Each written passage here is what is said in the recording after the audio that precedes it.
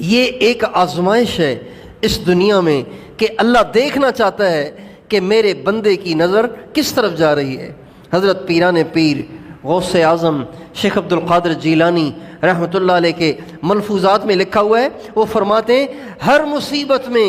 تیری نگاہ جس کی طرف جائے وہی تیرا معبود ہے۔ شرک کرنا صرف مندر میں جا کے مورتیوں کے سامنے جھکنے کا نام نہیں ہے، مصیبت میں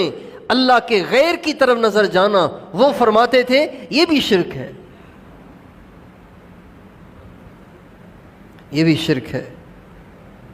اس لیے مسلمان کے لیے یہ لازمی چیز ہے کہ وہ ہر وقت اپنے دل پر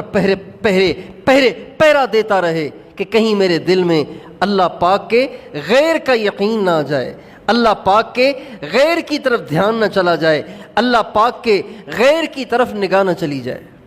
مسلمان کو ہر وقت اپنے دل پہ پہرا دینا ہے۔ حضرت جنید بغدادی رحمۃ اللہ علیہ کے انتقال کا جب وقت آیا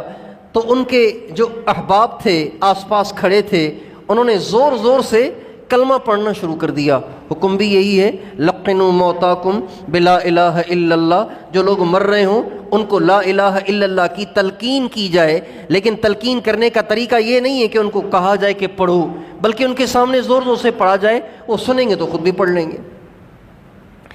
جب سید الطائفہ سید حضرت خواجہ جنید بغدادی رحمۃ اللہ علیہ کے سامنے ان کے احباب کلمہ پڑھنے لگے تو حضرت نے آنکھیں کھولی اور مسکرا دیے اور فرمانے لگے مجھے تلقین کر رہے ہو، مجھے یاد دلا رہے ہو لا الہ الا اللہ، میں تو کبھی زندگی میں اس کلمے کو بھولے ہی نہیں ہوں۔ لا الہ الا اللہ، لا الہ الا اللہ، لا الہ الا اللہ، اللہ پاک کے علاوہ کسی سے کچھ ہوتا ہی نہیں ہے، صرف اللہ سے ہوتا ہے، اللہ کے غیر سے نہیں ہوتا۔ اللہ کرتا ہے، اللہ کا غیر کچھ نہیں کر سکتا۔ اللہ کا ارادہ نہ ہو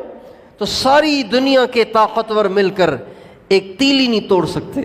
ایک تنکا نہیں توڑ سکتے جب تک اللہ کا ارادہ نہ ہو۔ اللہ کا ارادہ ہو جائے، اللہ کا ارادہ ہو جائے، اللہ کا ارادہ ہو جائے، اللہ بن اسباب کے کر دیتا ہے، بغیر اسباب کے کر دیتا ہے۔